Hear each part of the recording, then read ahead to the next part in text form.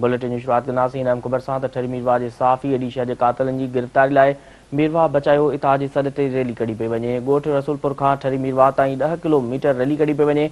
शहरियुनि वॾे अंग में शिरकत करे रहिया आहिनि। अवांखे अहम ख़बर खां आगाह कंदा हलूं त ठरी मीरवा जे साफ़ी एडीशर जे कातलनि जी गिरफ़्तारी लाइ मीरवा बचायो इताह जे सॾ ते रैली कढी पई वञे। ॻोठ रसूलपुर खां ठरी मीरवा ताईं 10 किलोमीटर रैली कढी पई वञे।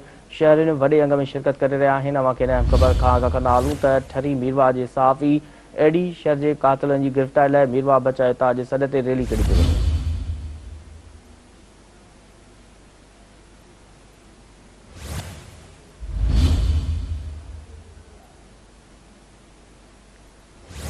ॻोठ रसूलपुर खां ठरी मीरवा ताईं 10 किलोमीटर रैली कढी पई वञे। शहरियुनि वॾे अंग में शिरकत करे रहिया आहिनि।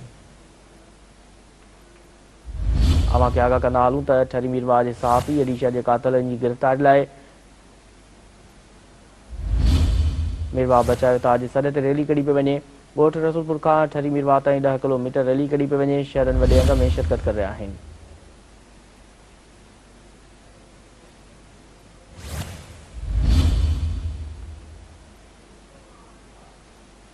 ठरी मीरवा जे साफ़ी एडीशा जे कातलनि जी गिरफ़्तारी लाइ मीरवा बचायो इताह जे सॾ ते रैली कढी पई वञे।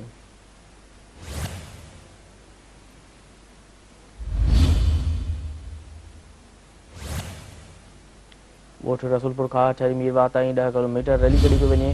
शहरियुनि वॾे अंग में शिरकत करे रहिया आहिनि।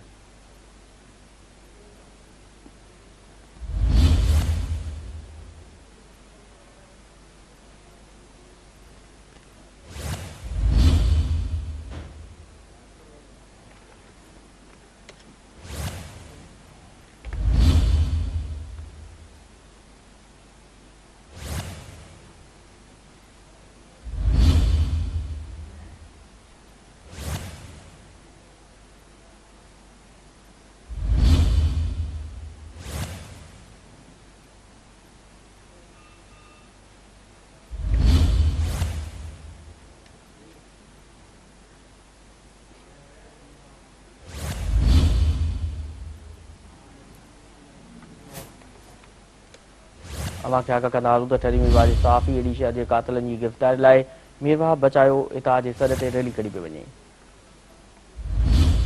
ॻोठ रसूलपुर खां ठरी मीरवा ताईं 10 किलोमीटर रैली कढी पई वञे। शहरियुनि वॾे अंग में शिरकत करे रहिया आहिनि।